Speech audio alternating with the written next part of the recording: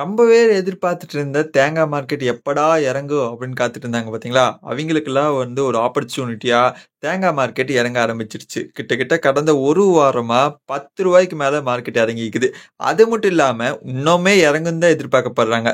திரும்பவும் அந்த ரூ. 700 கீழ மார்க்கெட் வரும்னு சொல்லி எதிர்பார்க்கப்படுது.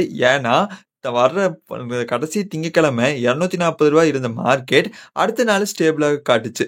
ஆனா, அதுக்கு அடுத்த நாள்ல இருந்து கரெக்ட்டா சொல்லணும்னா, புதன்கிழமையிலிருந்து மார்க்கெட் இறங்கிட்டே தாங்க இருக்குது. புதன்கிழமை பார்த்தீங்கன்னா, ரூ. 1 இறங்கி ரூ. 239 இருந்தது. அடுத்த நாளே ரூ. 2 இறங்கி ரூ. 237 இருந்தது. அதுக்கு அடுத்த நாள் எல்லாத்துக்கும் ஷாக் கொடுக்குற விதமா ரூ. 3 இறங்கி ரூ. 235.50 இருந்ததுங்க. அடுத்த நாள் ரூ. 3.50 அதாவது கரெக்ட்டா சொல்லணும்னா நேத்து ரூ. 230 வந்துருச்சுங்க மார்க்கெட்டு. நாளைக்குமே எல்லாருமே எதிர்பார்க்கிறபடி இறங்குன்னு தான் எதிர்பார்க்குறாங்க. ஏன்னா வந்து புரொடக்ஷன் வந்து நல்லாவே வந்து வர ஆரம்பிச்சிருச்சு. அது மட்டும் இல்லாம மழை பெய்யறது நிற்க ஆரம்பிச்சிருச்சு. ஏதோ மழை பெய்யறது திரும்ப அதிகரிச்சுச்சுன்னா, கொஞ்சம் ஏறும் அப்படின்னு எதிர்பார்க்கலாம். ஆனா, மார்க்கெட் கண்டிப்பா ரூ. 200 கீழ வந்து கிராஸ் ஆயிருங்க. நான் வெறும் இப்ப இருக்கிற நிலைமைய வச்சு தான் சொல்றேனே தவிர, 100% வந்து மார்க்கெட் வந்து கீழ போயிரும் அப்படிங்கிறது அர்த்தம் இல்ல. அ அதுக்கப்புறம் பார்த்தீங்கன்னா, நம்மளோட தேங்காய் பிசினஸ். இன்னைக்கு கொஞ்சம் புதுவிதமா எவ்வளோ நாட்கள் அதாவது ஒவ்வொரு நாளும் தேங்காய் பருப்போட ப்ராசஸ பத்தி இன்னைக்கு நம்ம விரிவா பார்க்க போறோம். Welcome to Jack City vlog.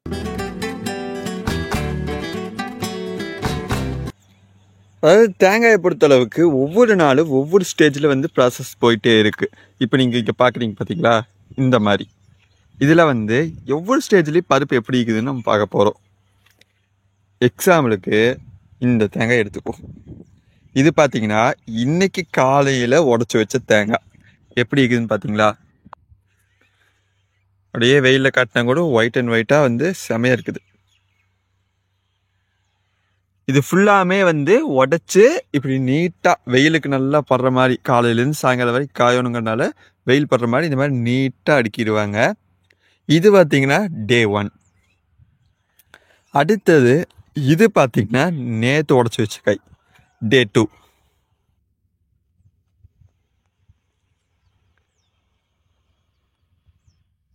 இதில் பார்த்தீங்கன்னா அதோட பிரைட்னஸ் அதை விட இது கொஞ்சம் கம்மியாகும். இதில் ஓரளவுக்கு வந்து நல்லா காஞ்சிருக்கு.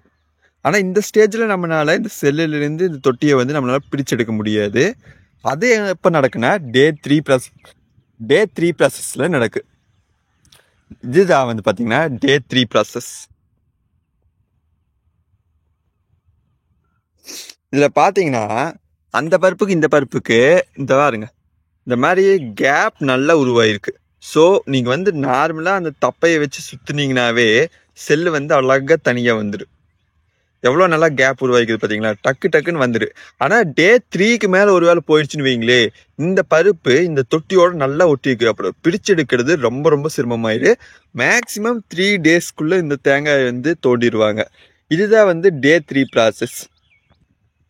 அதுக்கப்புறம் அங்கிருந்து தோண்டின பருப்பை, அதாவது டே 3ல தோண்டின பருப்பை இங்கே வந்து கொட்டிடுவாங்க. இங்கே கொட்டின பிறகு இதுதான் வந்து உங்களுக்கு நான் வந்து களத்தை பற்றி ஃபுல் வீடியோ போட்டிருப்பேன். ஒருவேளை பார்க்கலீங்கன்னா டிஸ்கிரிப்ஷனில் இருக்குது, மறக்காமல் போய் பாருங்கள். இந்த களம் வந்து ஹீட்டை நல்லா அப்சர்வ் பண்ணி கொடுக்கு. இந்த களத்தில் கொண்டு வந்து இன்னைக்கு ஒரு டே 4ல் வந்து போட்டுருவாங்க. இந்த மாதிரி போடும்போது பார்த்தீங்கன்னா இது ஹீட்டை நல்லா அப்சர்வ் ஆகி வேகமாகவே காய ஆரம்பிக்கும்.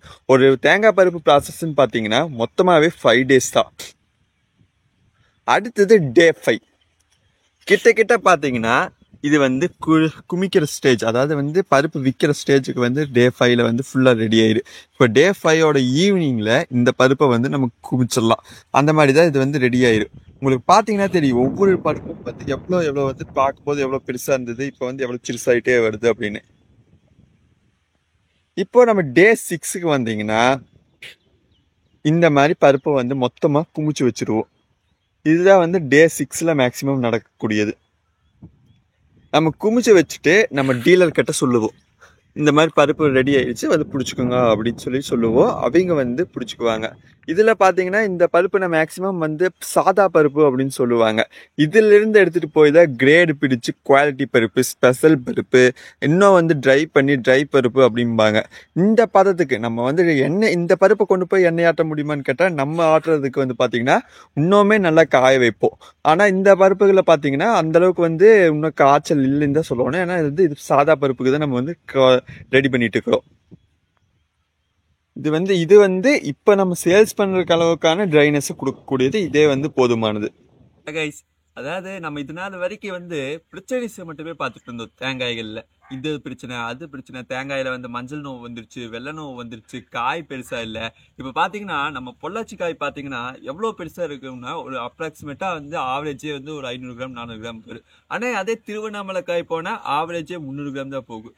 இன்னும் வந்து வேற வெளியில போக போக காய் வந்து சிறுசாயிட்டே இருக்குது. அது காரணம் அங்க இருக்கிற மண்ணு, அதோட காத்து தன்மை எல்லாமே இருக்கலாம். ஆனா நம்மளோட சர்வீஸ் நெக்ஸ்ட் நம்ம என்ன பண்ண போறோம் அப்படின்னா, இதுக்கு அப்புறம் சொல்யூஷன்ஸ் தேட போறோம். ஒவ்வொரு இடத்துலயும் இன்னிலிருந்து நம்ம ட்ரேடிங் பிசினஸ் மட்டும் பார்க்க போறது இல்ல, தேங்காய் வளர்ப்பை பத்தியும் பார்க்க போறோம். நிறைய எக்ஸ்பர்ட்ஸை வந்து நம்ம சந்திச்சு என்ன பிரச்சனை, எப்படி சால்வ் பண்ணலாம் அப்படிங்கறத கேட்டு தெரிஞ்சுக்க போறோம். 50 நாள் 50 விதமான பிசினஸ், கோகனட் பிசினஸ் சீரீஸையும் ஆரம்பிக்க போறோம். இந்த 50 நாள் பிசினஸ்ல 50 டைப்பான பிசினஸ் பாக்குறது மட்டும் இல்லாம அந்த பிசினஸ் எப்படி ஸ்டார்ட் பண்ணா சக்சஸ்ஃபுல்லா இருக்கு, எவ்வளவு இன்வெஸ்ட்மெண்ட் தேவைப்படும், நம்ம ஆரம்பிக்கிறதுனா எப்படி ஆரம்பிக்கலாம் அப்படிங்கிற விஷயத்தையும் பார்க்க போறோம். உங்களுக்கு ஒருவேளை இந்த மாதிரி கோகனட் பிசினஸ் பண்ணணும்னு இன்ட்ரெஸ்டடா இருக்கிறீங்க அப்படின்னா மறக்காம நம்ம சேனலை சப்ஸ்கிரைப் பண்ணிடுங்க. நீங்க முதல்ல உங்களோட சப்போர்ட்ஸ்க்கு ரொம்ப ரொம்ப தேங்க்ஸ். ஏன்னா நிறைய பேர் வந்து எனக்கு கால் பண்ணீங்க. நான் முடிஞ்ச அளவுக்கு அவங்களுக்கு ரிப்ளை பண்ணியிருக்கிறேன். நான் வந்து ஒருவேளை உங்களால் என்னால் இப்போ வந்து காலேஜ் ஓப்பன் பண்ணனால காலையில் ஃபோன் பண்ணால் அட்டன் பண்ண முடியாது. ஈவினிங் டைம் கூப்பிடுங்க, கண்டிப்பாக ரிப்ளை பண்ணுறேன்.